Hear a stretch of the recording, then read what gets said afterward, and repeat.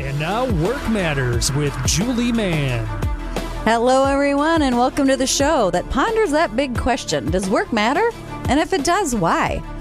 Today, we're going to explore social responsibility, and we're going to talk about not only social responsibility, but corporate social responsibility.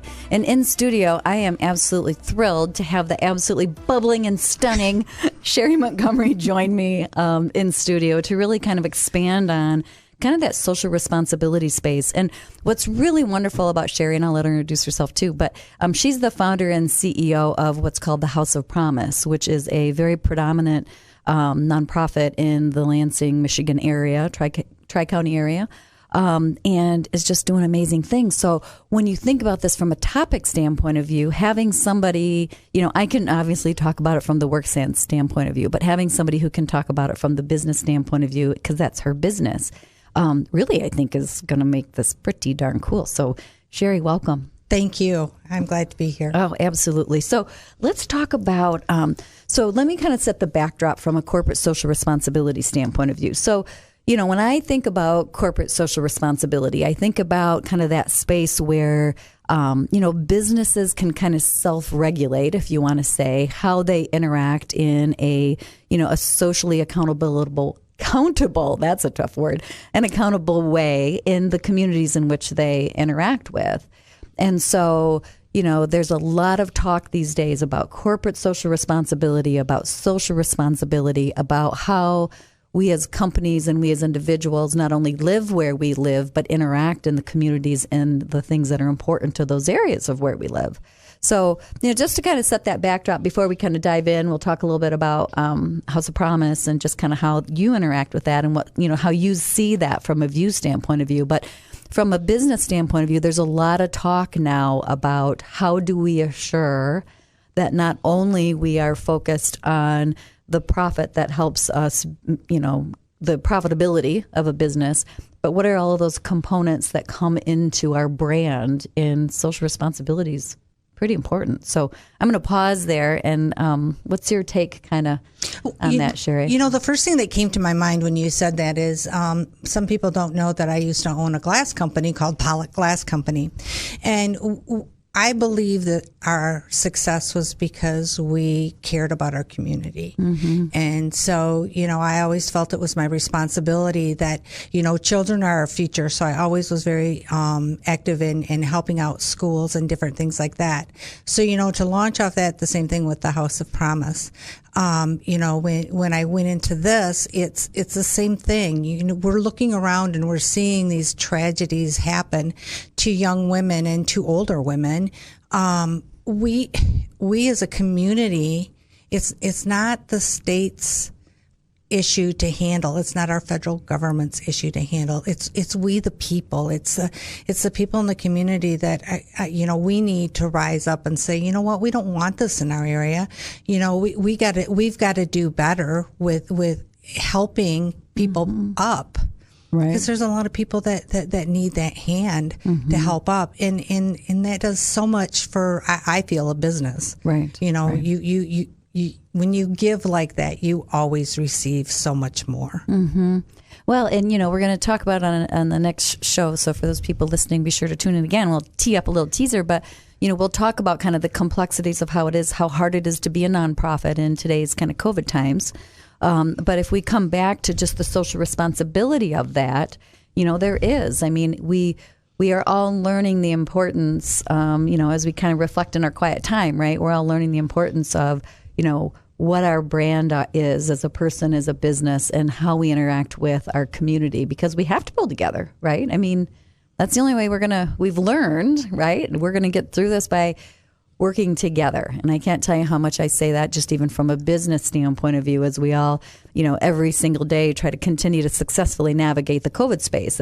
You're only going to do that by working together. And for our community as well, and those things that are responsible positions from a societal standpoint of view, it's kind of that same space, right? Mm-hmm. So I want to take a little pause there.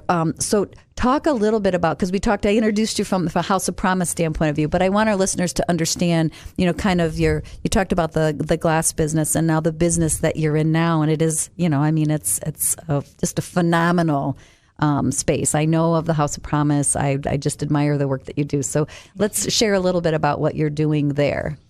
So the House of Promise is a home that we take in severely sexually abused and trafficked women.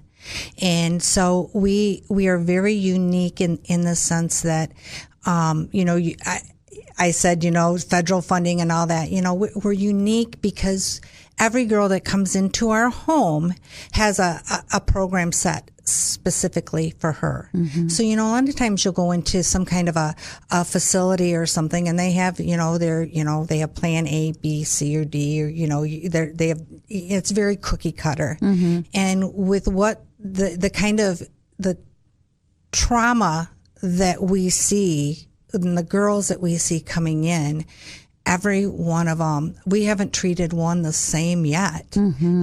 We're going on 3 years now. And so it's absolutely amazing. We never stop learning.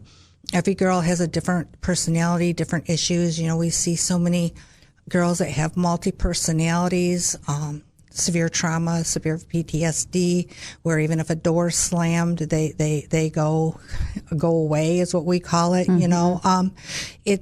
It's just a very safe place to find their healing. Mm-hmm, mm-hmm. So you have people so when we say the House of Promise, the house isn't a conceptual idea. It's actually a place, right? Yes. I mean, you have an actual physical property place that you're able to house and have that safe house for the girls that come that way and the women. Yes, we have a beautiful home. When I first was doing this and fundraising for it, people were saying, why don't you start small? Why don't you start small? It's like, well, I don't know how to do that. Right. And so it's not a small issue. No. Right? I mean, and so, we have this big, beautiful home that we can house up to 10 girls. We've never gone up that high, and it's really staffing. And when you've got girls as severely damaged as these are, we can't take a lot of them in at a time. But yeah, so the first reaction these girls get when they walk into the house is, I get to stay here, and they're looking around because, I've had girls that have never been in a house. They've had to sleep in cars and been, not know how to use plumbing, all of those things. I mean, it's, some of these girls' stories are pretty horrific. Oh my gosh. Yeah. I know they are. And when you think of what the house does for the community, when I think of the House of Promise, it's not the community geographically. It's the community from a more of an issue standpoint of view and what you do for advancing, everything that surrounds that space. And if you think about it, when you're saying community, one of my girls that came in, she actually came from another country. Well, I've had two from another country, but they were sent to Lansing, Michigan to be trafficked. And so it is our issue. It is right here, and they did get rescued and sending them back to another country isn't that easy to do. So there's so many, facets to what we're doing. But yes. What, is there anything can you speak to anything about for just kind of like, I want to say the size of the issue? Right, like from, let's just say, the state of Michigan. I mean, is it a prevalent issue in Michigan? What does kind of that look like as a societal issue, maybe even as a Michigan issue? Do you have? Yeah, I do not say statistics anymore. Yeah, no. And I'm really, because we don't have them. There's a couple organizations like Polaris Project that does an amazing job with statistics. But, realistically, like I said, my place has been open for 3 years. Not one of my girls is one that would be reported to Polaris. So you just don't. That's interesting. Yeah. Most girls aren't on those studies. So yes, it is huge. It's, when we speak in churches or we speak, when I remember speaking in a church about this one time, and I was mobbed after. by all these people that had a story about them being, you know, severely sexually abused or trafficked. And it's everywhere around us. It's honor roll students. It's kids that are playing sports that you would never guess that dad's doing some pretty awful things at home. And, you know, in what's starting to come out, and I really believe we're going to see some pretty horrific stories coming out pretty soon in the trafficking field. Well, and if you kind of come back to that social responsibility thing, you know, I think that a lot of companies, you know, and business owners are really starting to think about, you know, where do I align, right? Where do I align and how do I align? And I think when you know, a lot of that alignment comes from, you know, what the public thinks of your company is critical to your business. And so you can create some of that alignment around that social responsibility, around companies that you choose to align with, to increase that public image, not falsely increase that public image, but it's because it's part of who you are as a company, and you have choices, and there's you know, many different choices, and then, you know, as a company, you can then kind of build programmatically around it.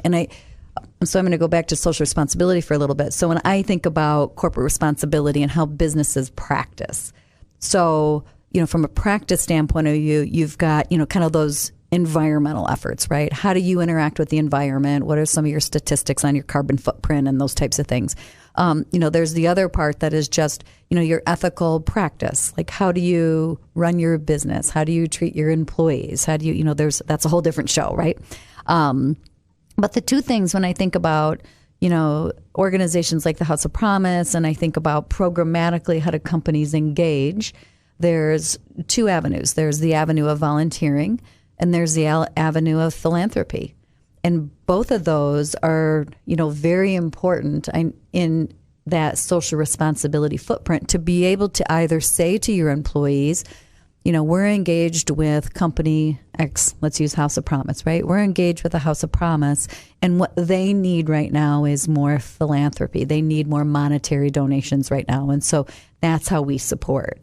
And so they have a couple of different avenues like that, as opposed to, you know, some organizations, you know, volunteering is not something that organization needs, but yet providing your employees the ability to, you know, spend time like that. And we've had other shows before where we've talked about, you know, VTO programs or volunteer time off programs. But companies have the ability to create all of those different footprints. And I know with COVID, and again, we're going to talk about that kind of next a little bit more, but, you know, philanthropy is really important right now. Monetary donations are really important right now because you have places that are doing good work, and there's just not a lot of avenues. You know, we're not going to galas. We're not having dinners. We're not doing a lot of those different things. So, I mean, do you find that you know, that monetary space, that philanthropy space for you and the House of Promise is really important right now? Oh, yes, definitely. You know, we've been so fortunate through all of, you know, COVID, and we've built some really strong partnerships in the community, and I there's not even words that can express, you know, what that means to us. Especially when, you know, everybody has their own nonprofits and when what's in their heart, you know. But for me, I get these girls that are in my house that nobody's ever protected or loved before. And I will do everything in my power to make sure that they are always stay protected and loved, and that I don't ever want to not have the finances that I would have to, you know, ask the girls to leave. I think that would just, that just mortifies me. Yeah. Well, and that's a great way, again, company-wise. So to say, you know, here's my social responsibility platform. Here's the avenues that are important to us as an organization. You know, and from a company standpoint of view, you've got to start there, right? I mean, it's kind of like you've got to figure out what's in your heart, right? What's in your company's heart? You know, I always say when I think about companies, I always find it interesting that companies always talk about headcount. You know, it's like, well, what's your head count? How many employees do you have? What's your head count? And I just love the term heart count. And like yeah, it feels really HR-ish, right? You know, oh, geez, here goes HR again. But, you know, I mean, I think it really is important when companies think about their social responsibility and where their heart is. And then when you take that heart space and bring that into your heart count which is your employees. Finding those spaces that resonate and that people feel really proud of the image that the company has because of where they spend their heart space, where they are philanthropic, and bringing that into your heart count, I just think is so critical and important where companies can make a difference. So, Shari, thank you so much. This is just a great conversation, everybody. Shari Montgomery, the House of Promise. Just a phenomenal place. And if you want to align your heart there, I know she'd be thrilled. So anyway, for everybody who joined us today, thank you so much. As we always say, let's transform today. Let's have an impact on tomorrow. And until next time, let's make work matter.